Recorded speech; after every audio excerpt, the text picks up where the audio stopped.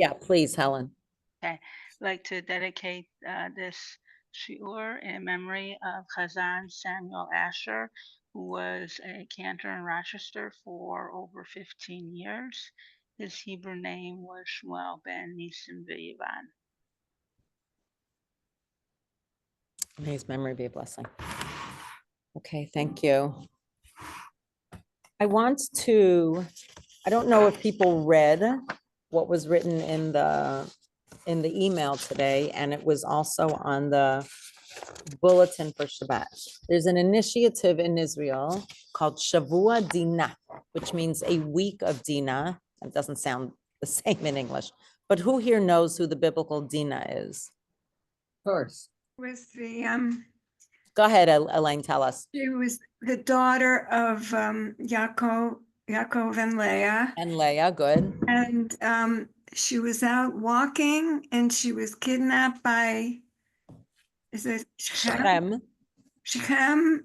And he raped her, and he fell in love with her and wanted to marry her, and her brothers The said, full brothers. Levi and I can't remember the other one. Shimon, the second, Shimon and Levi, we usually say, Shimon and number Levi. 2 and 3. Shimon and Levi said, "You all, the whole town has to be circumcised if you want to marry." Oh, that's not exactly what, right, sorry, yes, meaning he asked to marry her. So they're like, well, you have to become Jewish. And in order to become Jewish, the men have to be, I would just say it a little differently, but keep going, yep. Okay, and they kept their part of the bargain. The men were circumcised, and while I don't know how many days it was. I think it's like the 3rd day or whenever they're recovering. Yeah, Welcome, and Alice. Yeah. Shimon and Levi had them killed while they were weak. Yep. Um, And it doesn't say how Dina felt about it. 0, she's completely silent. Right, she's not given any voice at all. Yeah, Margaret Moshe, did you want to add to that?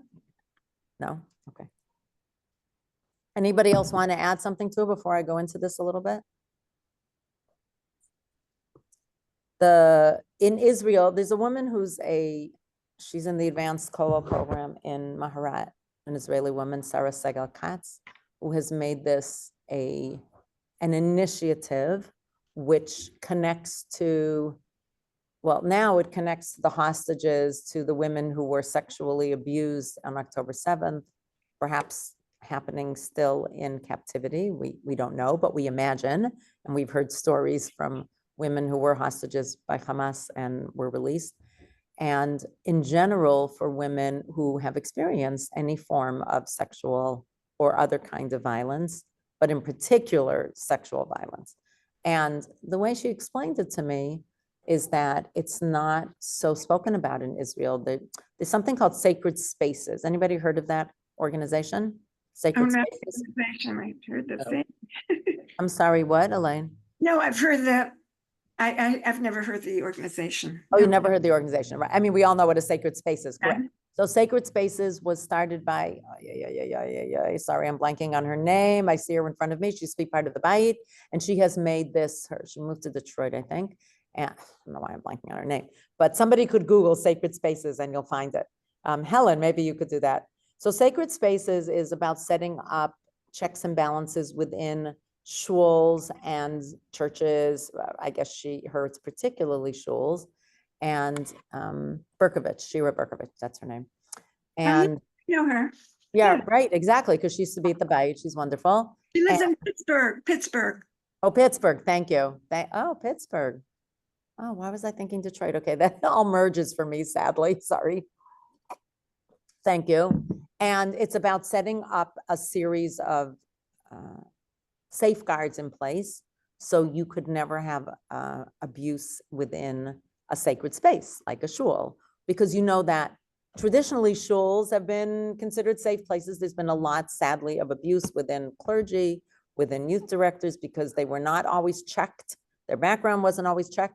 We have so many checks and balances in place. You're not allowed up on the 3rd floor when the youth meet on Shabbat or any other time unless you're a parent of one of the children who's there, or if you're one of the youth leaders or like one of the clergy who've been vetted, obviously. So it's only people, you just can't be up there if you're an adult. And there are many checks and balances in place. We have locks all the time.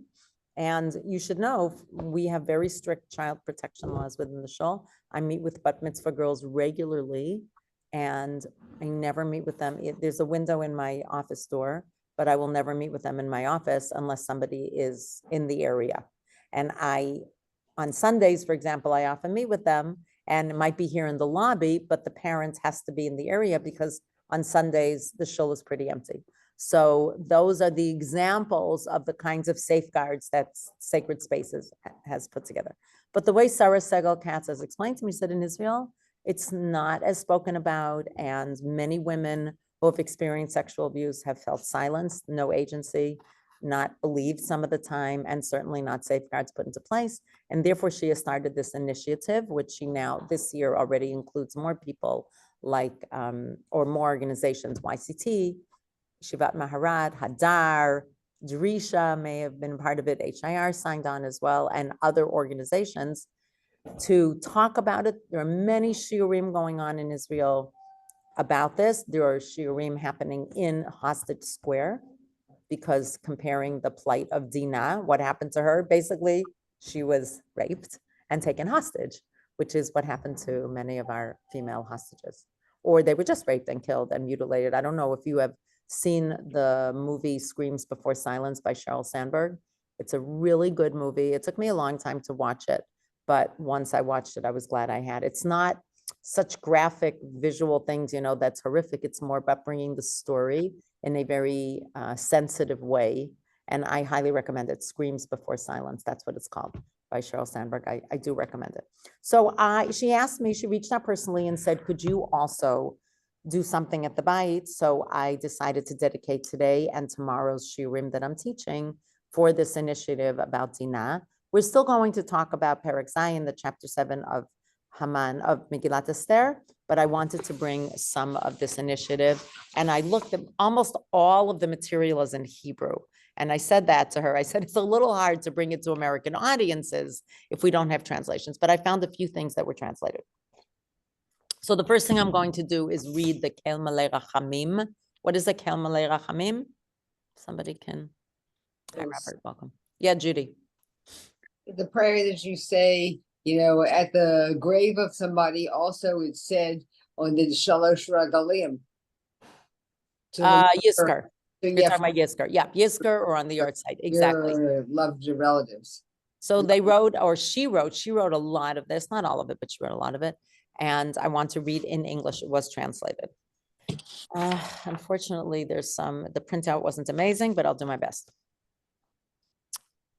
El Malei Rachamim, God of compassion, in a universe that lacked compassion, grant tender rest beneath the wings of the Shekhinah, in the broken spheres of human radiance, to the souls of each and every of the injured, for the fear that fell upon each man and woman, elders, youth, and children. Our mouths do not know how to scream or put it into words, for we lament and mourn for them, for us. Because of this, our hearts are faint. Because of these, our eyes grow dim. Woe to us, for we are broken. Woe, for our homes are shattered, our souls and bodies tormented, and our faces darkened. Compassionate one.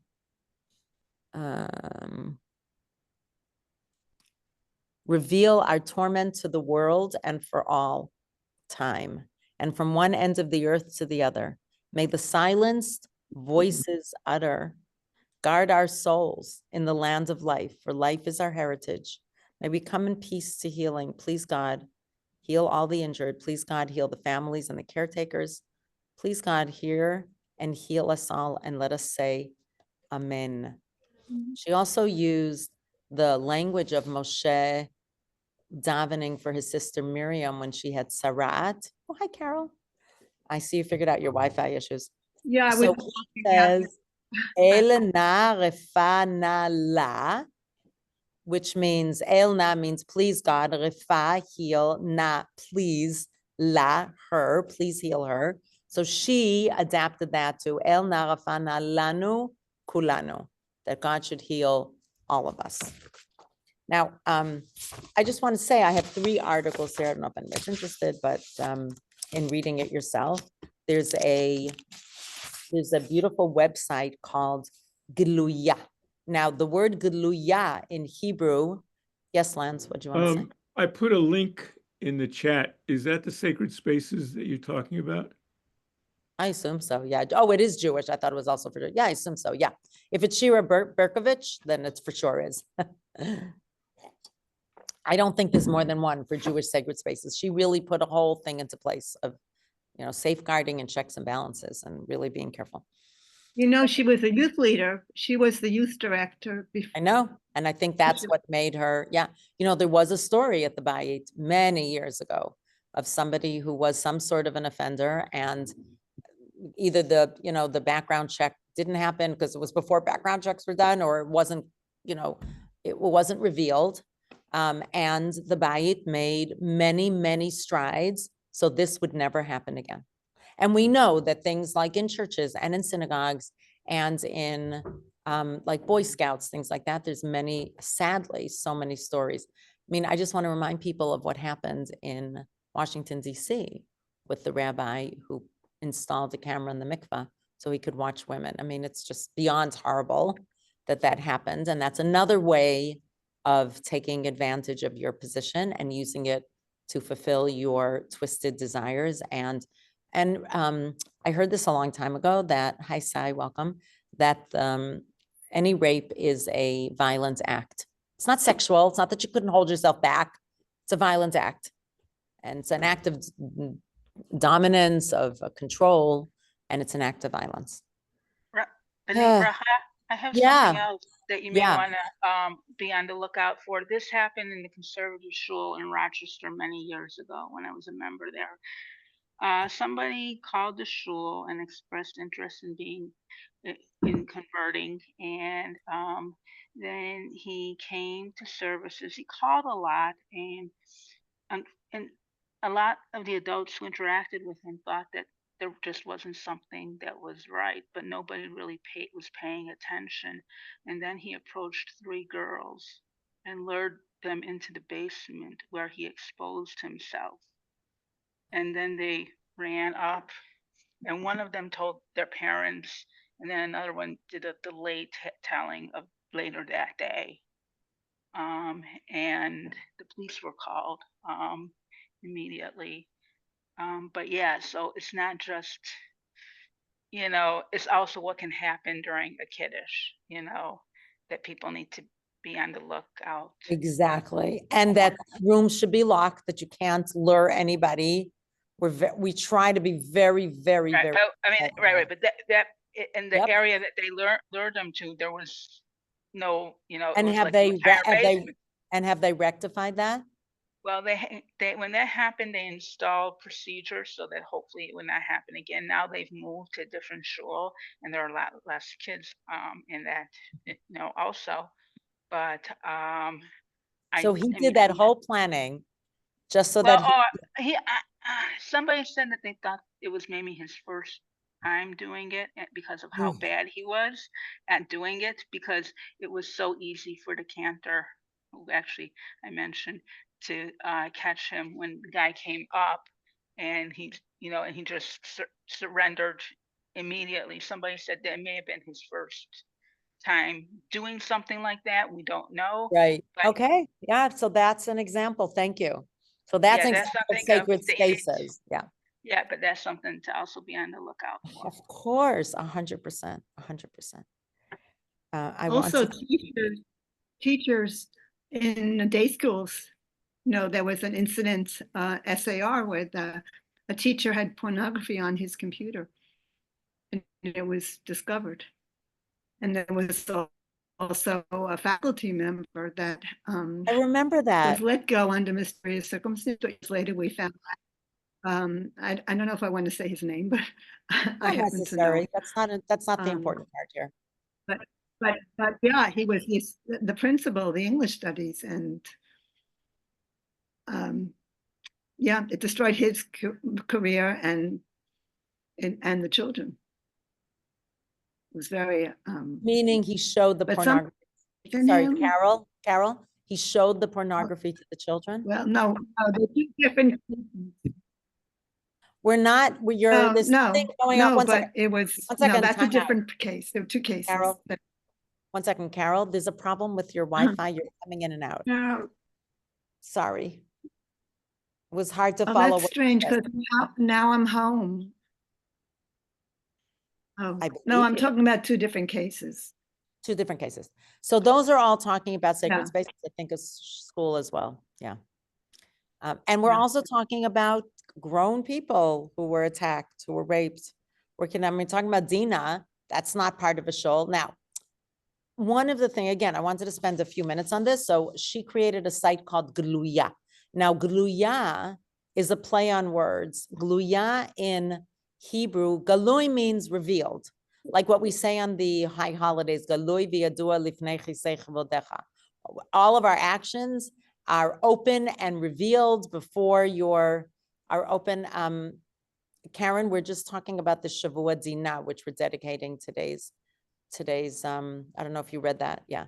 So Gluya means revealed, but it also means a postcard because a postcard is open and revealed, right? It's a letter that you can actually see what's written. I guess that's why they called it a Gluya. But it also means in the feminine form that she is open, and it's not just revealed, exposed. It also means exposed. It means exposed. So that is what happens to a woman whose intimate places are exposed because she suffers rape. And all of this is about using Dina in a more modern lens, so we don't just blame her, because I want to tell you the traditional way of reading it is like this. Vateitzei Dina, and Dina went out. So many of the traditional commentaries say, well, she went out beyond the borders of where she should have gone.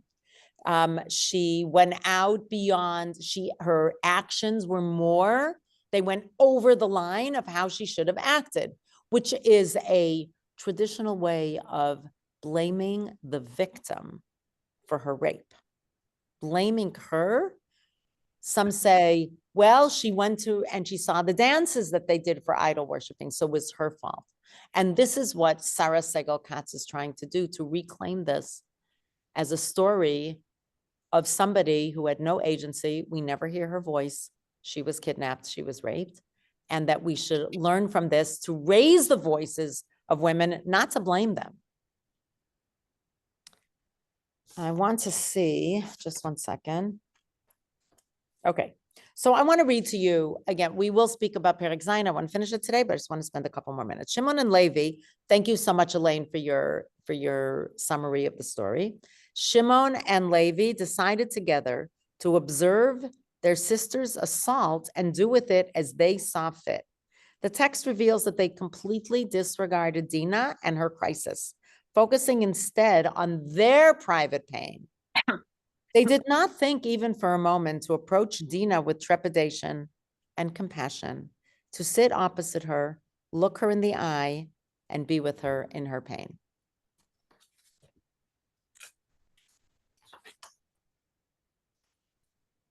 Just trying to see what else I highlighted here.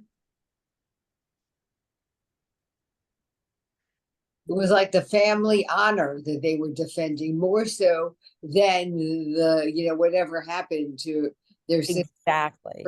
She stays silent. We don't hear her voice. We don't hear her feelings. What happened to her? Anybody help her? How important it is when somebody experiences something like that to get help, to help deal with it. And that is not addressed at all, zero in the text. And that's also part of what Sarah Segal-Katz and this initiative is trying to do, to say, you are important, you have a voice, you need to talk to someone, and you need to have agency on what to do once that happened to you.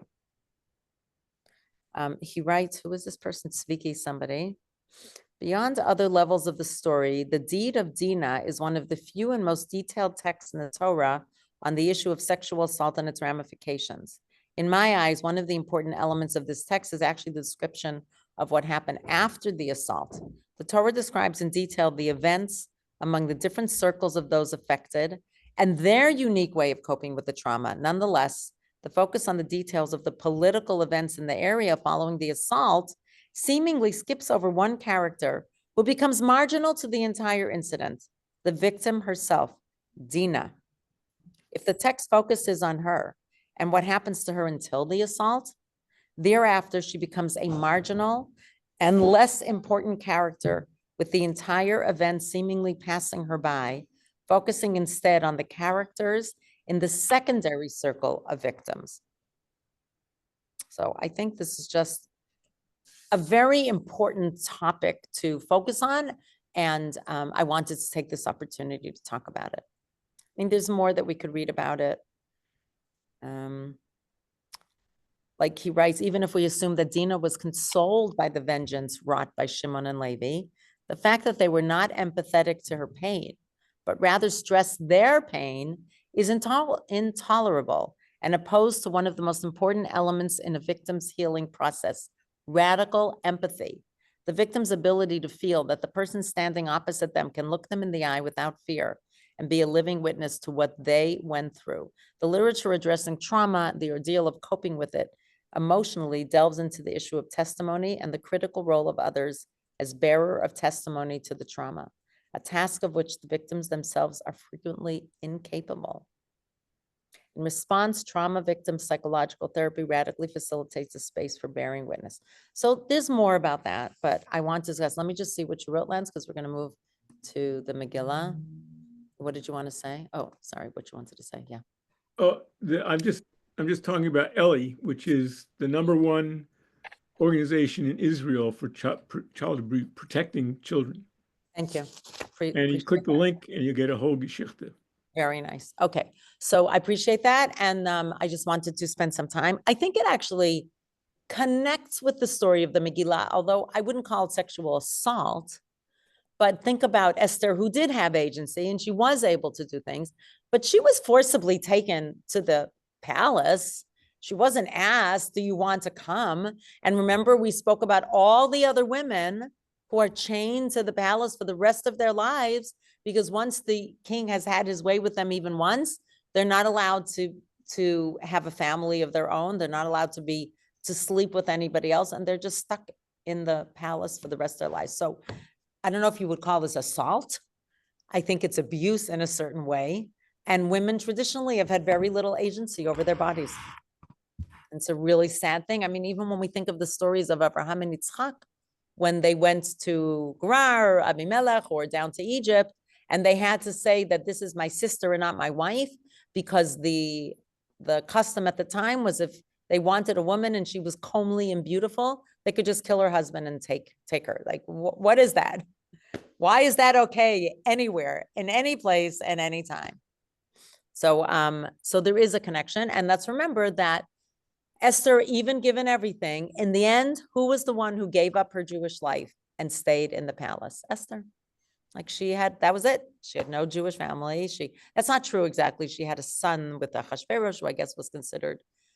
So obviously this is very different from somebody who was captured and, like Hamas did. And I'm not talking that that's the same, but I just wanted to say that there is some connection to the Megillah. It's not so far-fetched.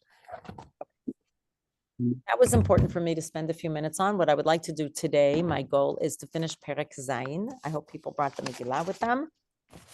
We have gotten up to verse 7 in the 7th chapter of the Megillah. Thank you, everybody, for coming on.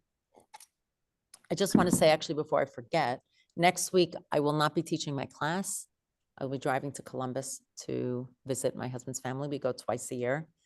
I missed the summer one because I was recovering from surgery, so I haven't been there in a year seeing the family.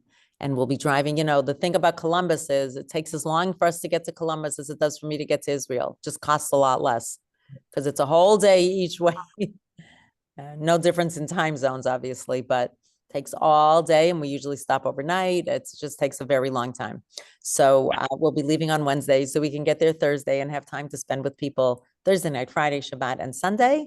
And then we're driving back all day Monday. So I just wanted people to know already now, it'll be in the bulletin that, last week I was sick, so I couldn't have the class. And I kept saying, I'm going to get better, but I was really sick for over 5 days with stomach virus. So I was just not capable of teaching. I'm sorry that it was so last minute that I had to cancel, but it's what happens when you get sick.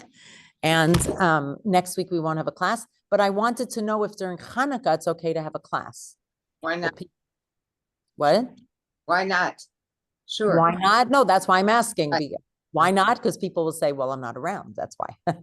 So I'm fine with it having a class on Hanukkah. So that would be in 2 weeks. Are we good with that?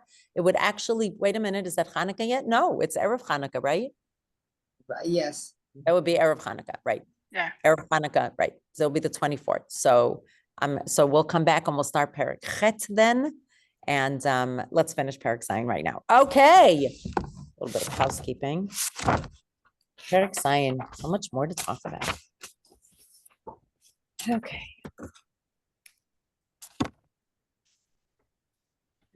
So Perek Zayin, Pasuk Zayin, chapter 7, verse 7. We started talking about this. I just want to remind you. The king got up in his fury. What was he furious about? Who remembers? Oh, because Haman Amen. made Yep. it look like assaulting him, right? The second party. I don't think he assaulted him. Well, Let's try he again. looked like he was going to assault the queen. Wait, we haven't gotten that far yet. We're on Pasuk Zayin. We're not up to that yet. If you look at the text, Carol, that happens don't have the afterwards. I Do can't. you I have think anything? No, nothing? no, I think I have to get it online because I think I brought it to New York and forgot to bring it back. You don't have a Tanakh in your home there? No, I have a Chumash, not a Tanakh. Oh, a Chumash, not Tanakh. Oh, the Chumash might have it in the back. You could look and see. If it's a full Chumash, it might have it in the back. Okay. It's always good to have a Tanakh in your home, by the way, just in general, wherever you are. A Tanakh, just one. It's good to have one. Then you can just refer to any part. But I had a beautiful Megillah and I brought it home. No, you don't need a Megillah. You just need a copy of the text. So show me what it looks like and I'll tell you if it's in there, Carol. It's the Hirsch Chumash. Hirsch. It might have it. Yeah, it might have it. Okay, why don't you check? So who else wants to say, what is the king angry about? He has gotten up in his anger. Oh, about her people, right? That her people. Haman's plan. Go ahead, Sure. Karen. Well, let's go back Haman's to the Pasuk. plan. Haman's plan, say more. Let's distill it. Why? What is he angry? What happened right before? Yes, we were at the second party. What happens, Robert? The king saw Haman lying on the Esther's Nope. couch. Look at the text. We're not there yet. See it there. That's what Carol said, that she saw him assaulting. I said that hasn't happened yet. Let's keep to the text. It was revealed that Haman wanted to kill Esther's people. So yes, thank you. Remember, I don't know if you remember, I know it was 2 weeks ago, that he said to Esther, what do you want? I'll give you up to half the kingdom. And she said, well, somebody is trying to kill me and myself and my nation. And the king asked, and we discussed this in detail. I don't know if you remember from 2 weeks ago. What he says, remember, I gave you a few ways of understanding it. He asks 2 different questions. Who is it? Who? And who's the other one? A few ways of understanding it. Do you know? Tell me who that person is, which is kind of funny because he kind of knows who it is. Maybe he was checking if she knew that Achashverosh was behind it. But she says, Ish Tsar Boyev, really terrible person. That was, according to one interpretation, Achashverosh. And remember, we said Haman hara hazeh, this bad, wicked Haman. Why hazeh? I mean, what do you mean hazeh? There is only one Haman. There's nobody else named Haman, and he's sitting in the room with them. So she didn't need to say Haman hara hazeh. So the Medrash says, oh, she actually started pointing to Achashverosh, and the angel moved her finger. Oh, okay.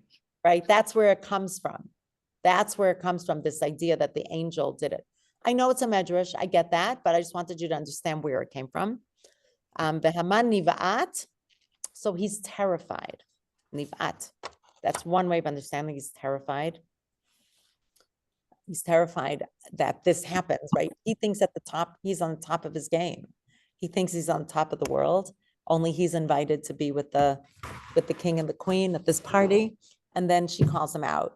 And now it says, Pasuk Zayin. Now we got up to verse 7. I just want to stick to the text. Everything you said is in the text, but not in the order that you said. So you got it now, Carol? Yeah. Awesome. I got it. Yeah, see, it's in there. Great, great, great. Or you have it, I don't know. V'hamelech kam b'chamato. So he's angry. What do you think he's angry about?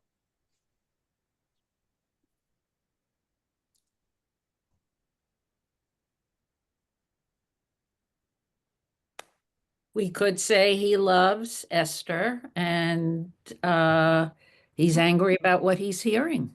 Right. So that's the pshat. I agree. Would be that, and I'm not saying we shouldn't go according to the pshat, but the simple reading would be, well, he might have agreed that Haman would kill some odd nation that's scattered, da da da da da. But wait a minute, he didn't realize it was actually going to kill Esther. And we do have a strong teaching that goes throughout the book that Ahasuerus actually truly loved Esther. There is a teaching like that he truly, truly loved her. Whether it was infatuation, I don't know, but we can't get that far. He loved her from all the other women that he saw. There was something, it can happen. Doesn't say anything about her loving him. I don't know what it means to sleep with someone who you don't love. That sounds awful to me, but maybe it was a different time and she was able to separate, I don't know. I find that really hard, but that's the way it was, and that's the story. So he gets up and is there any other interpretations of the anger that somebody wants to bring up? Another possibility, Sure. could Ahasuerus just been upset with Haman for usurping power? The fact that he's has this design on this people as opposed to, how do you have the right? I'm the king here. I should be calling the shots. Yeah, but so say more. Are you adding that to what we said? No. It's another facet of it. But he is the one who signed the edict. Ahasuerus. Yes. Yeah, Ahasuerus signed the edict. He had to. Without that, He knew about it. Okay. so I'm not sure, unless you're saying in addition that it's killing the queen. Other than that, he is the one who signed it. Well, Okay. isn't it? You remember back to the Isn't beginning he- of the Megillah. Okay. Isn't he? Alice. Yeah, I was going to say that he's complicit in this whole thing. Sure is. Oh, thank you for the lights. Yeah, Somebody put the And lights on. because of that, if he loves Esther, she's going to be really furious at him. Oh, nice. Oh, thank you so much, John. I didn't realize how dark it was. Thank you for the light by Hior. So thank you. That's adding another level that maybe he's also angry at himself that he's complicit. Nice reading, Alice. I appreciate that. That's a slightly different emotional lens that, you get angry at yourself. How did I get mixed up in this? How could I have signed something like that? I love that. That's an additional layer to the pshat. So we have the pshat that he's actually, as Karen said, that he's simply upset that his queen would be killed. He didn't know about it because he didn't know she was Jewish. Maybe he didn't even know that it was about the Jews that Haman, I don't know. It's not clear. But maybe he's also angry at himself. How did this happen? I ended up doing it. Love it. That's a great way to add why he'd be so angry. I didn't see that anywhere. So that to me feels like a novel thought. I love novel explanations. Okay, let me write that down. I don't want to forget that. So maybe also angry at himself. And when you're angry at yourself and you don't know what to do about it, right? That what happens? You take it out on somebody else. Yes, I think that's Right. true. You end up taking it out a little bit. Yeah. Great reading, fellow folks. This is great. So anyway, he gets up in his anger, to the special gina. We spoke about having that kings used to have and still have their own private garden. And what happens? Haman stood up. Why did he stand up? Because they used to be on couches. Levakesh al nafsho, to beg for his life, Esther Malka, from the queen. Kira'ah, because he saw, Ki chalta elav hara'a me'et hamelech. So the way they translate it here, if we saw, how do you see it? Anybody else have a translation for the end of verse 7? He saw that the king's hostility towards him was determined. Yeah, was fully determined. Chalta means was finished or done, I guess. I'm just looking at when Achashverosh heard from Esther about the evil adversary. Against him was final. That's what I Yeah, have. nice. Okay, all of that makes sense. Where's on that? In addition to asking about is where, but okay. So according to this, hello, Rabbi Hain, that what it says here is that because the king asked me who's who, he asks who he is, where is he? He realizes this finality that not only did the king want to know his the name of the person, who it was, but also where is he, meaning he realized the king is like, he's done. He is done. The king wants to know where he is. He's going to kill him. Okay, that all makes sense. Let me just understand 1 second. Okay. Remember what we said. There's another way of understanding it. Hamelech, when it says Hamelech, it means God. And when it says Hamelech Achashverosh, it means Achashverosh.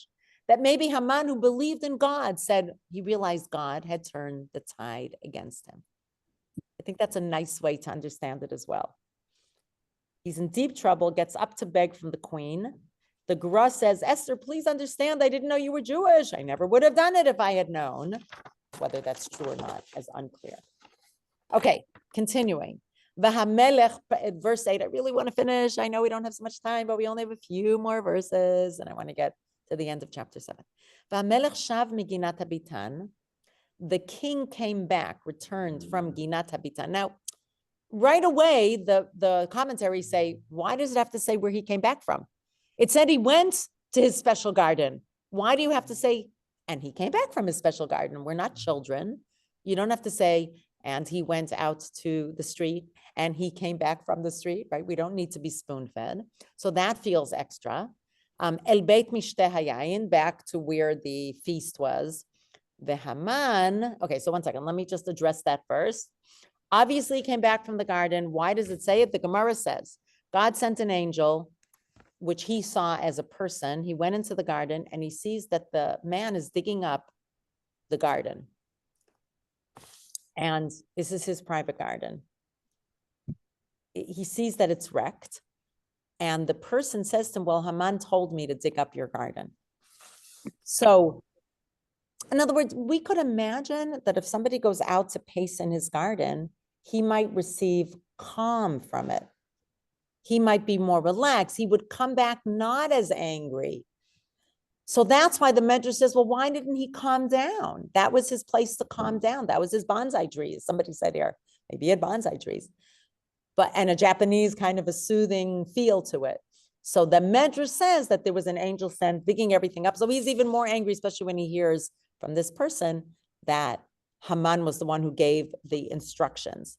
And that's why he comes back angry, the same way he went. The Medrash is picking up on the fact that it says he comes back from the garden. So the Medrash says the same way he went out in anger, he came back in anger. That's where it comes from, that it didn't calm him down. We see a lot of very heightened emotions about honor, about control, about, what was it, the word you used, Judy? Authority, some word you used, that he wanted to be the one who controls everything, Judy Stiglitz. So yeah, all of that plays Power in. struggle. Power struggle, yep. Okay, and then what happens? So now we're getting to what Carol and Robert tried to say. Before Yeah, you what, Judy, yeah. question. Earlier, you were telling us, and I agree, that Hamelech refers to Hashem. So, No, it's one way of understanding it. oh, okay. So in these, It's one interpretation is okay, Melech is God. It's always Achashverosh also. right. But Melech is God and a Melech Achashverosh is Achashverosh. Yeah. Okay, because it's only saying Hamelech here. It doesn't say Hamelech Achashverosh. Right. So I said what we'd have to do is go through the whole Megillah, Right. which would be so cool, Right. and try to learn the whole Megillah from the beginning. It would be so cool to do according to Hamelech and Hamelech Achashverosh. Okay. Maybe we'll do that another year in Right. preparation for Purim. I think that would be fun. I think I've done enough Megillah this past Right. year that I've had enough of it. So once we finish, let's finish. But I love the idea. Maybe I'll do that as a one-off or a month-long in future years to do like a deep dive like I did with Sefer Yonah, where I did it in 4 sessions. Maybe we'll do that. That would be so cool. So remind me, Judy, don't let me get away with it. So Hamelech shav miyinat habitan el beit hamishtayan. Okay, veHaman nofel al hamita asher aster alea. So it doesn't say and Haman fell. Remember, we said he got up because they're on couches. It doesn't say he fell, nafal.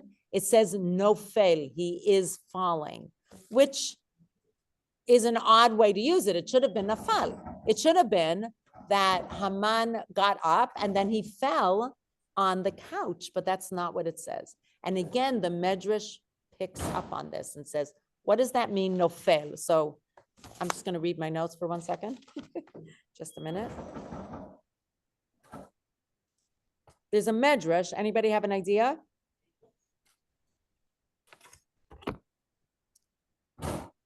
So the Medrash says that, again, God sent an angel that he got up and the angel's pushing him down. And he tries to get up and the angel pushes him down. So he's constantly falling on top of the queen.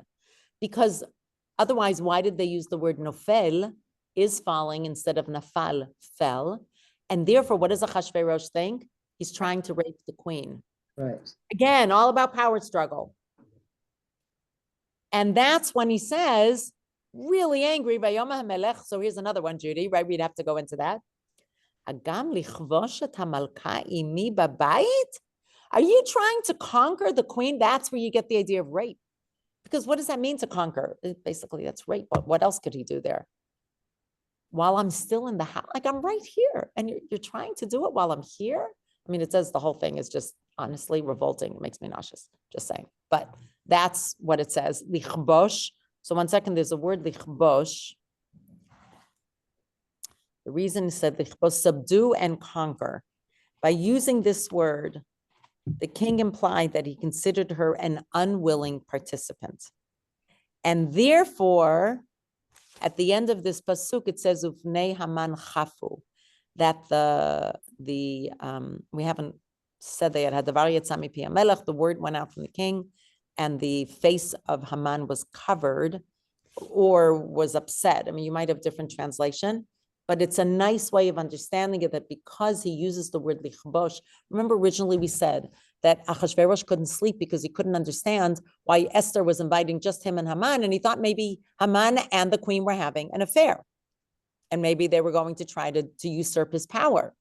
And now, this is a really nice explanation of this pasuk, of the words, that because he uses the word lichbosh, then it's clear that Esther is not complicit in Achashverosh's eyes, which is why he only holds out against Haman. That's why he says it's Haman.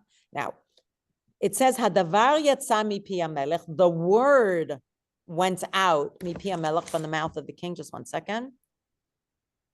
Oh, this has to do with, okay, I'm not going to go into that. That's just complicated. I don't need to use that. Just 1 second.